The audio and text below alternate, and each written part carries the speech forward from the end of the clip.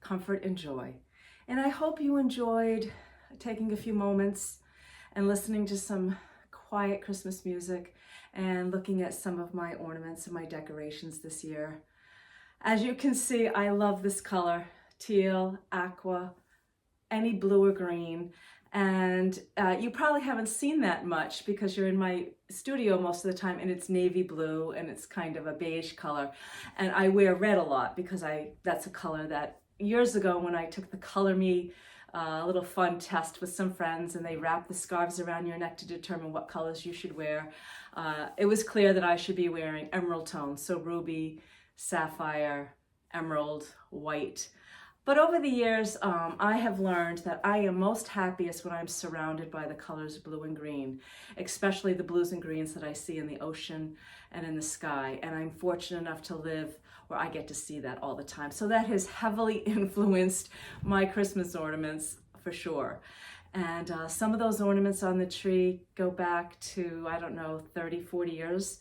And I'm hoping that next week I will do an interview, have another interview with my mom, where she will talk about her years working as a buyer in a Christmas tree shop that was part of a big country store. And it's also the same place where I had my very first job wrapping Christmas presents. So I'll save that piece for next week. But my mother has given me some beautiful ornaments over the years and I've added to the collection.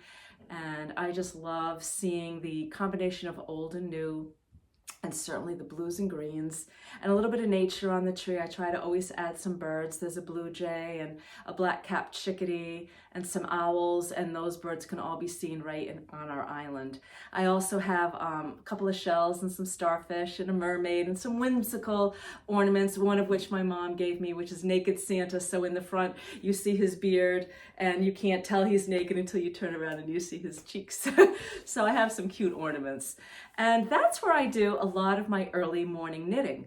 You see me in the studio, which is where I come up later in the day, but I like to go downstairs at the crack of dawn and light that tree and turn on the fire and have my hot coffee or tea and sit and knit. And what you were seeing on my coffee table was the beginning of this sweater that I have on right now. And this is the Isabel Kramer Chauncey. And I'm going to insert some photos so you can get a better look at the pattern. But there's also quite a few pictures of me in progress. So you saw it in skein, you've seen it worked up a little bit, and now here it is. And I love this sweater. To me, it makes me think of a stained glass window, even though I only did it in one color. But I've been thinking about this pattern quite a bit lately. And I think what I'd love to do is make it again with a variegated yarn. Do it in a neutral background and a variegated yarn and see what would happen. I made another Isabel Kramer, and that was called oh, I can't remember the name of it, but it was in a previous episode, and I mentioned how much I love her designs. I love her patterns. Very, very good fits. She does a lot of German, not a lot, but some German short rows so that the neck in the back is a little higher in the front. I love the way this fits. I did add to the hem and to the sleeve just one row of every other stitch, this teal blue, because I had some of it left over.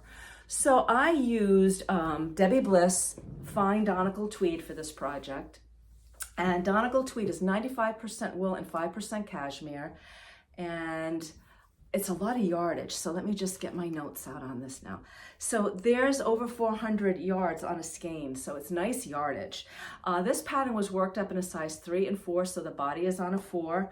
I had a great chance to work my continental because I was just knitting. The only time you had to purl, and I think this is kind of unique that she added this, but she added a purl stitch all the way up the side, the inside and the inside of the sleeve. And I like that. I thought that was kind of interesting. That's the first time I've ever done that. It makes it look like it's been pieced, and I do believe it's probably preventing the knit stitches from torquing a little bit. I don't know if any of you have experienced that, but sometimes when you're just knitting in the round, there is a tendency for a little torquing, so that I think eliminated that problem. This is knit top down. German short rows, as I said in the back, told you about the purl stitch. It is so comfortable. I think this is one of those sweaters that you could just wear, you know, spring even. I think you could go fall through the winter, through early spring, especially if your colors were kind of like this, kind of neutral. I wear it often. It's a go-to sweater for me, especially if I'm wearing it in the house.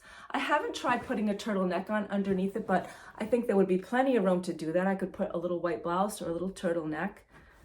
I just think that's a gorgeous pattern. And once again, if you haven't knit an Isabel Kramer, I highly recommend her patterns. All right, so what's on the mannequin? This is a story.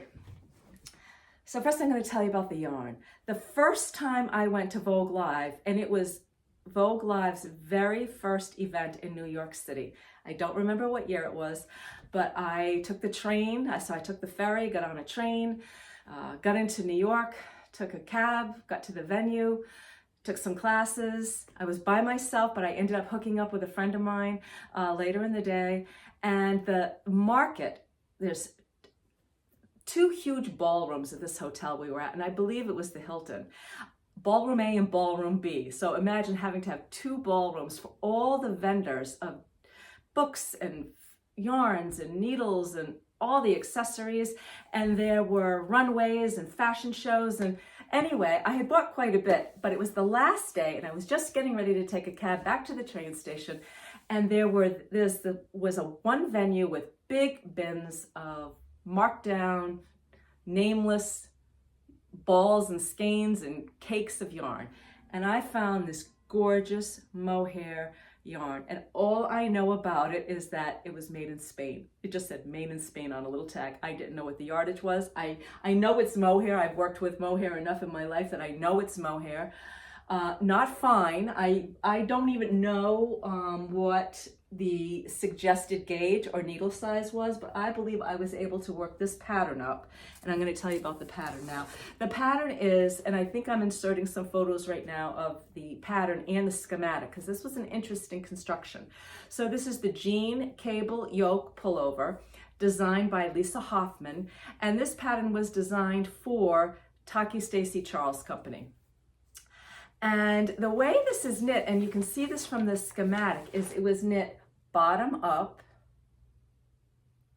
front to back, side to side, so not in the round.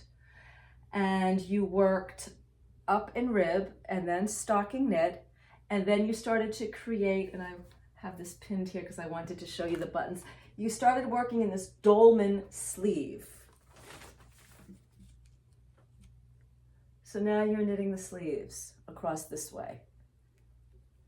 And they're seamed underneath, so you were knitting this flat, you came back around and you knit the back. So you had live stitches all around the yoke. So you seamed this up and you've got these live stitches which you picked up, and you started working this beautiful cable pattern. And again, I'm sure I'm showing you some pictures of this close up. And then eventually you just have a seed stitch and a rolled collar neck. This color, and I hope that these photos are really going to show you the depth and the richness of this beautiful turquoise color. Now the pattern also suggested that you put buttons on these sleeves to make this especially, I think, elegant. And my beautiful cousin Catherine, who I went to Rhinebeck with, and I think you saw her in a previous episode in some of the photos, gave me these beautiful Swarovski crystal buttons for this project. And I think these buttons with this pattern on this yarn just speak elegance, and I love wearing this. I haven't worn it yet this season. I did wear it last Christmas. We went out for a Christmas dinner with some friends and with my mom, and I wore this with white slacks and boots, and it sparkles. So I wanted to share that with you. What am I working on now? Well, you know that I've got that coat of color. I showed it to you last week. I didn't feel I had to show, next time I show it to you, hopefully it will be finished, but you know that's going to take a little while because you know I have to piece that and I have to work on the band. So that's going to take a little while. And I think I talked to you about the poncho, the Nikki Epstein poncho, and I showed you a picture of that. And that's, again, one of those projects. It's just going to take a while. It's all these pieces that have to be put together. So I needed to put something on the needle so I would have something to knit. And I had been given, again by my cousin Catherine, the 70th edition, the platinum edition of the Rowan knitting book. And I believe I'm also showing you the book above. So there is a Martin Storey pattern in here called Lazurite, and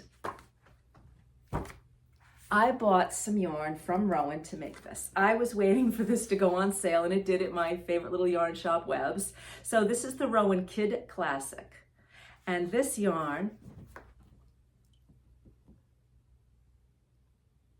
is a beautiful, I bought a gray, and this is 70% wool, 22% mohair, and 8% polyamide. Now, I also bought this blue called Tattoo. And what I was thinking I was gonna do, and I thought I had that right near me. Yes, here it is. I thought what I was gonna do is add this sparkly yarn to the blue with this gray and work up that beautiful pattern.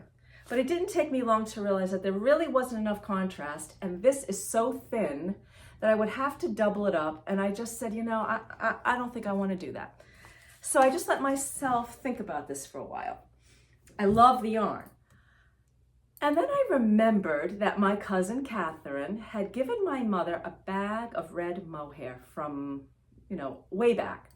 And my mom didn't really know what to do with it. She really didn't have any projects in mind. So recently, maybe within the year, she gave me the bag of red mohair. And I've just been sitting on it, waiting for something special. So again, I inserting some pictures. This is where I'm at right now. I think this gorgeous red mohair and this Rowan mohair look stunning together. So this is a cardigan, the Lazurite cardigan. You start, I could have done the left and the right together as you heard with my color coat. Sometimes I like to do that to kind of keep track of my rows, but I just wanted to enjoy a small experience. I didn't want to have 2 balls of this and 2 balls of that going. I just wanted to have a nice experience. And one thing is interesting about this pattern is we worked up in the rib at the beginning of the button band and then just put that on a holder. So we're just working this luscious, gorgeous pattern. Now the pattern is only going to appear on the left and front. It's not going to be on the sleeves or on the back. So I think this is going to be a quick knit. I'm working on a size 8 needle. I believe it was a 6 for the rib. And it's just a basic knit 1, purl 1 until you get to the band, and then it's knit in the back and purl 1. And it's going along really fast. So I'm happy that I'm knitting myself a Martin Storey design. As you know, I had a wonderful experience knitting my husband that Oakley sweater. Okay, so the next thing I wanted to mention to you is that when I give a gift of a knitted item, or when I used to sell a knitted item, I like to put some information in there. And so when I worked in the business world, I had a business card, representing the company and, phone numbers and fax numbers and all of that information. And I didn't think I'd ever have a business card again. Certainly didn't want one. Though when we bought our business on the island, we had a business card made up. And then when we sold the business, I thought I was done with business cards. But over the years, I have wanted to have a little something representing me and my knitting, especially if I was selling or gifting something. So I did create a logo, and I am the Island Lamb, as I am on YouTube and Instagram and Ravelry, and that is the name of my little, knitting business, if you will, or my knitting personality. I'm the Island Lamb. And it's very simple, and I use that card when I am gifting. And I also bought some white cards that just have a lamb on them that allows me to write some important information, like washing information, especially if it's wool or if it's fine fibers, and how to wash the item. And so I like to include my card, that little care instruction card, and if it's fine fabrics, I will include a little small packet of a wool wash. And put that in a pretty little bag and stick that in with the gift, or stick that in with a purchase. And I don't know, I like that. And so a couple of Christmases ago, I had done a trunk show, and I said to my husband, I'm just not going to do this again for a while. I'm just going to relax and just knit what I want when I want. And my husband took the poster that I used for that trunk show and had it matted and framed and presented it to me for Christmas that year. So that's what I hope you're seeing now. So for those of you who are gifting, or those of you who are thinking about selling some of your items, I think it's something to think about. I used the company, it's an online company called Vistaprint. It was so easy to use. I did make sure that I used some clip art for the little lamb, the little logo that I'm using. And I did contact them via the internet to ask about copyright and publishing rights, and for a nominal fee they let me own the rights to use the clip art, so I can use the clip art. And so it was just kind of fun, and I think it's a nice little professional thing you can do and add it to your knits. And I just recently ordered, and I'm sure some of you have seen some of these little leather tags that you can either stitch on or click on to, I wouldn't do it with this sweater, but you could put it on the bottom of a sweater or on a hat or on fingerless gloves with your logo on it. So I ordered some of those. I haven't received them. Actually, I ordered them on Etsy, and I looked at the reviews, and it looks like a lot of knitters have been pretty happy with that. So we'll see when those come. I'll show those to you. I did put the buttons on my jean jacket, and I'm very pleased with how that came out. And I'm hoping you're seeing a photo of that right now. So it is, I believe, 2 weeks before Christmas. And, whatever holiday you are celebrating, whether it be Christmas or Hanukkah or Kwanzaa or just the change of seasons, the winter solstice, I hope that you are enjoying this quiet time of year. I know it's not necessarily a happy time for everyone. All of us have lost people in our lives, and there are the memories of Christmases past. But I do hope that you're able to find some peace, and as my my title on today's episode, some comfort in this time of year, and that you have some friends and family that you can be with, or that you're using this platform. I mean, I have watched so many wonderful YouTube episodes, Vlogmas, and just folks who are living slow, quiet lives who I don't know, I'm getting a lot of joy from watching that and a lot of peace, and I'm finding it's calming me. And I've gotten some great ideas for some gift items, and I got excited. I knew I was going to make cookies today and tomorrow, but I watched a couple of podcasts and watched them making their cookies and rolling out the dough, and I'm all in the mood for that right now. So I want to wish you, again, a beautiful December, and I'm hoping that the next time you see me, I will be with my mom in my mom's house, looking at some of her ornaments and some of her memories of working in that beautiful gift shop. And who knows, maybe she'll let me wear one of her sweaters, and maybe she'll show you another one of her sweaters. So I wish you, again, a great December, and I will see you next week. Goodbye.